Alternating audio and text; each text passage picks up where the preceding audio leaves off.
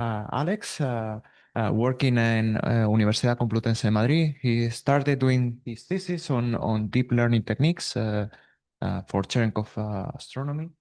And he's also interested on dark matter searches. And he will present today the work that he's carrying out with colleagues and under the supervision of José Luis Contreras and Daniel Nieto there with this package that is called CityLearn.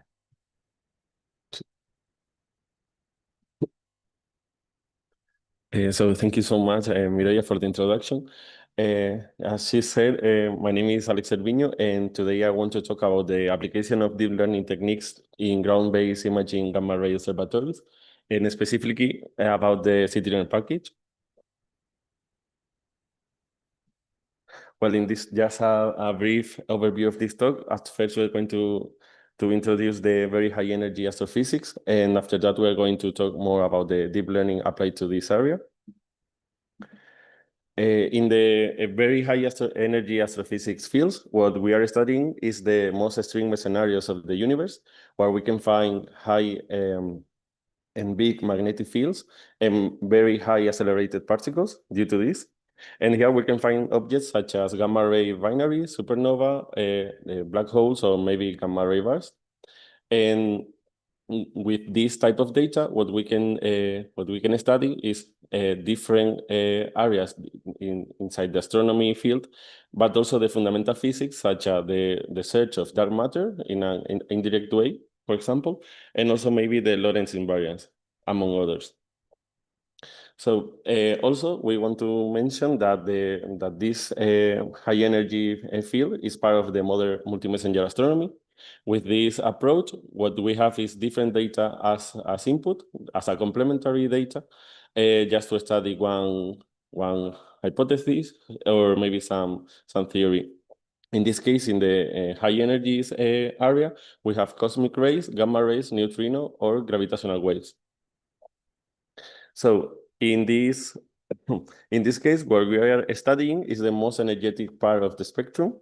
And in this case, we want to collect data about the cosmic or gamma rays. And we can do it in two ways with spatial observatories. But in our case, what we are working on now is in ground-based observatories based on Cherenkov telescopes. So how does this telescope work? And these telescopes are based on the Cherenkov effect.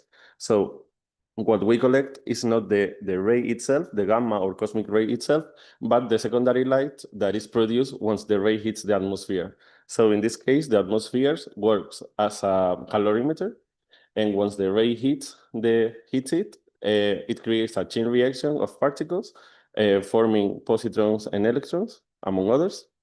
And what we collect is that light into the telescope.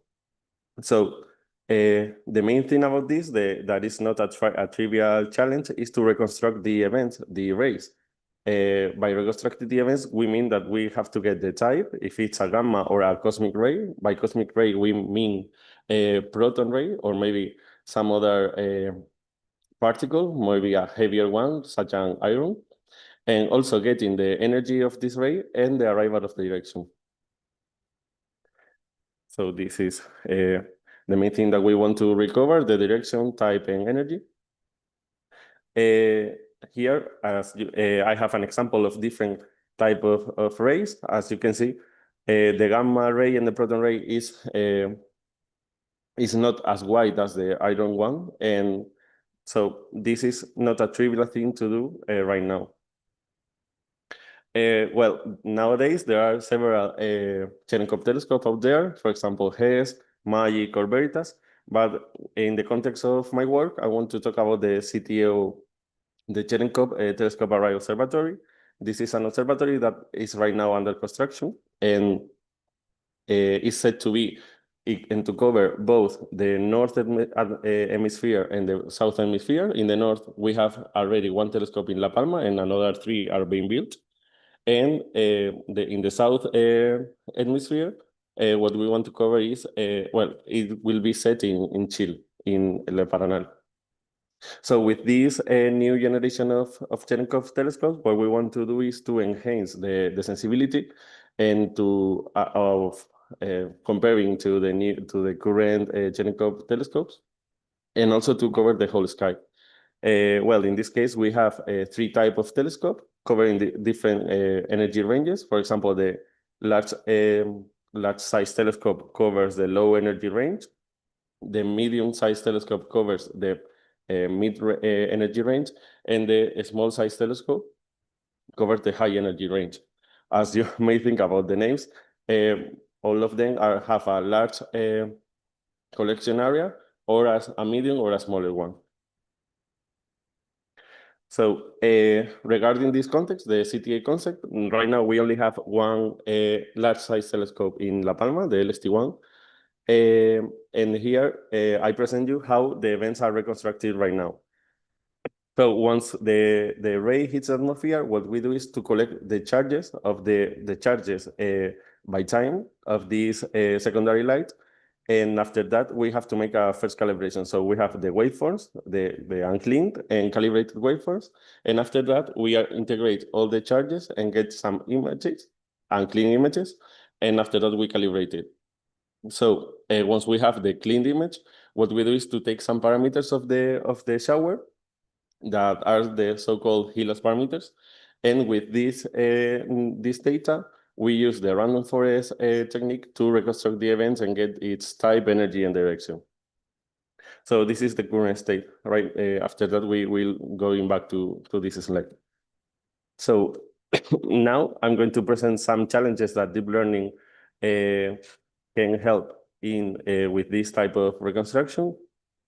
The first one is that this in the CTA context, right now we only have one telescope, but the main idea is to have an event recorded by several telescopes at once. So we need to make an stereo reconstruction of the events. So what we are meant to do with deep learning or artificial intelligence method is to make this reconstruction easier and effective and efficient. So also we have different metrics that can vary, can change in terms of energy ranges. Like sensibility, angular resolution, energy resolution, or effective area, for example. And what we want to do with deep learning is to enhance these metrics regarding the random forest method. And also in our case, we have some it's not a problem, but we are not used to have like an square images, like for example in the visible part. We have our instruments have a hexagonal shape and our pixels also. So we need to cope with that. And with deep learning, I think, or some method, we can tackle this problem. So this is the workflow that I showed you before. But regarding this deep learning approach, what it was thought that maybe the use of convolutional neural networks was suitable for this problem, but not also to use a more modern tool to make the reconstruction, but also to being able to use different data input as different data type as input, having for example, the waveforms calibrated or not, or the images calibrated or not only the parameters that was set in that part. So with this main idea of using this network to reconstruct, the CTNet package was implemented. This is a high-level Python package that is based on the idea of using deep learning to analyze this Cherenkov telescope data and make the reconstruction.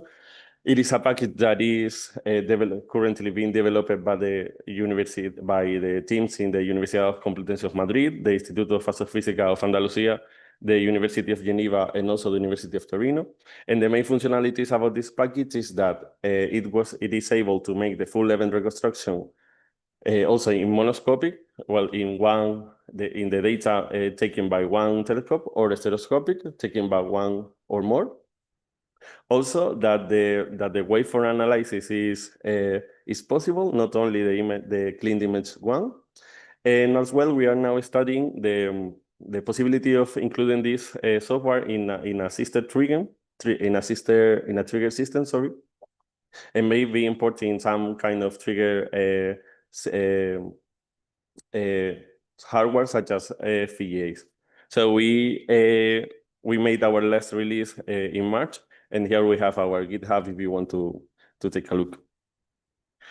Well, now I'm going to show you some things that have been achieved with CityLearn. The first one is the tackling of the hexagonal pixel challenge that I mentioned before. As you can see, we don't have a square image, so we needed to make some interpolations and study different methods just to check which one was the most suitable one for our problem. Here you can have the different methods tried with different types of telescopes, the large, medium, or size telescope. Also, with this method, it was the first time that it was that a neural network was applied to make this reconstruction, and it was successful. This was made with a thin ResNet, and in this case, we wanted to just prove that we could reconstruct the events, not to prove that we were better. And in this case, you can see that it was tried with the 3 different types of telescopes. And as I mentioned, this was the first time that it was done. With the zero reconstruction, it was the same. It was the first time that a deep learning method was applied to this stereo reconstruction. In this case, we used an stacking approach, and we also use a recurrent neural network along the thin ResNet to make this possible. And we also tried it with different type of telescope. And in this case, we could also say that it was possible. In this case, we didn't focus on having good the best metrics, but also to try that we were able to do that. Also, as well, we applicate this method to real data. In our case, we didn't have real data about the LST1, that because the experiments before what was made with Monte Carlo simulation about the LST1 and the other type of telescope. But in this case, we wanted to apply to real data to check that the method works. And in this case, we used a MAGIC telescope that were available. These are two Cherenkov telescopes that are based in La Palma, next to the LST and stuff. And with this one, what we wanted to check is that CityLearn was able to reconstruct the events in raw and cleaned images and compare it to the Mars standard. That is the method that is being used with MAGIC. So in this case, we can see that we can get competitive results in terms of energy resolution or angular resolution. Also, we got better results in high energies. And in terms of sensibility, we can say that we also got better results than the current analysis method that is followed in MAGIC. What is remarkable about this is that our architecture is not optimized. Well, it's just the first one that we tried, but it's not optimized. And even though we could get competitive results and comparable results with the MAGIC standard. So we are very proud of this. So now I want to give a brief explanation about our ongoing projects inside CityLearn. CityLearn, it was implemented in Keras, in TensorFlow, but now due to the high adoption in the research community and to give the user a more flexible architecture, the colleagues from the Institute of Andalusia are working on implementing CityLearn also in PyTorch. In the case of stereo reconstruction with LST1 and MAGIC and all other LST, for example, we are now working on optimizing this process, and also we are following and studying new methods like graph neural networks, where each telescope would work as a node, and it would take into account the telescope positions and also the different telescope types that we are that we are showing. In this case, they are the colleagues from the Torino Universitat who are working on this. Well, in the case of the trigger system, we have two ongoing projects in this case. The first one is to use CityLearn to make a real-time classification of the signal once it enters, not to use it after the data is taken, but once the data is taken. So with this, what we want to do is for each pixel, is to classify it between if it's background or signal, and just to make a first classification. And also another project that we are having, this trigger system needs to would be based in FPGAs at first. And what we want to do is to have a model as light as possible to make it ported into the FPGA. So we are also studying some techniques about the model reduction, like reducing the size, number of layers, number of parameters, among others. Now these next two projects are the ones that I am working on. The first one is the transfer learning project. With this project, what we want to study is the transfer learning technique. This technique is based on the idea of having a trained model that shares the parameters with a new one that is going to be trained. So this second model doesn't have to start from scratch. The main idea about this is to have less training time and not training, well, having also training time and maybe training for these epochs, and also to being able to have good metrics from early epochs. So with this, we have two approaches. The first one that involves the backbone of the network. The backbone is the component that calculates the parameters that will be used to classify or to reconstruct. And in this case, we have a frozen or a free backbone. The free backbone means that the backbone takes into account the source model parameters, but also recalculates. And having a frozen backbone means that it only takes into account the input parameters, not recalculate. So we have preliminary results about this, and I can say that it is working as expected. We get good results from early epochs, but here I want to show you some preliminary results about timing. In this case, we compare the full learning, training from scratch a model without any transfer learning, and also the frozen and free backbone approach. And we can see that using the frozen backbone, we can save up to 75% more or less of the time, which in our case, in terms of saving resources, is great. And the final project that I want to show you is the attention experiments. I am also working on this, and with this, we wanted to explore the explainability of the network, and we wanted to check the spatial attention of the network. In other words, the parts of the images that the networks focus on when classifying. Also, the channel attention. This because our data have two channels: the images and the time that is they were taking, and we wanted to show the relevance and to get the relevance of each channel when classifying. And also we have a combination of both. So normally these layers are used separately. We use it separately, and normally they are used at the end of the network just to check which part of the images, for example, the network focus on. But we wanted to try a new approach that is using them right after the input data.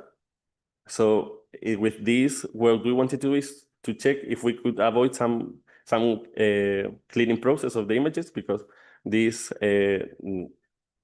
layers would be doing the job. And so what we wanted to do is to try two different approaches. The first, using these layers after the initial layer, and also after every convolutional block. We are trying this with clean and unclean data, and also with different kernel configuration. We are running this in the Artemisa cluster, and I can show you now any results because we already have it in a preliminary way. But I can say that they are promising. And just as an overview, as a conclusion, in this talk we have seen a brief introduction of the high energy field, also the Cherenkov telescopes and how they work. And now we can say that indeed that deep learning have many chances of in this area, and also that with the CityNet package is the first time that we have been able to reconstruct the events in a monoscopic and stereoscopic mode. Also that we have applied this method to real data, and that we are now doing many efforts in this area just to improve the architectures, also including this in a trigger system, and also analyzing more new models like the graph neural networks for stereo reconstruction. So this is the presentation. Thank you so much. If you have any question.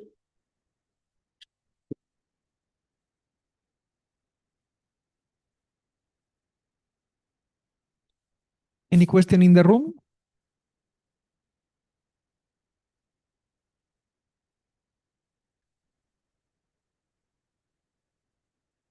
Hello. Why is it a problem to have the hexagonal array of data making transforming into a square?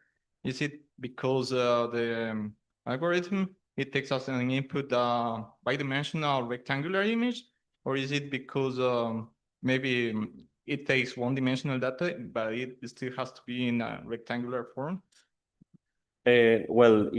The main problem about this is that the convolutional neural networks are not used to hexagonal data. They are more used to square data, and that was the main problem. And also to be comparable with another method, for example, we needed them to be square.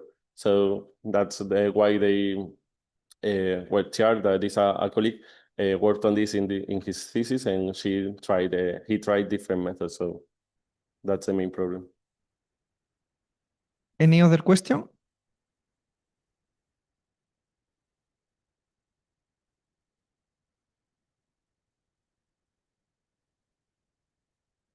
Okay, so thank you very much for being here. He's gonna be here around for the next week. Well, so he's actually in the university. So in case you have something to discuss, or maybe some collaboration or some ideas or something, you're free to contact him. And now I guess we have some coffee or something. No, really? Come on. Yeah.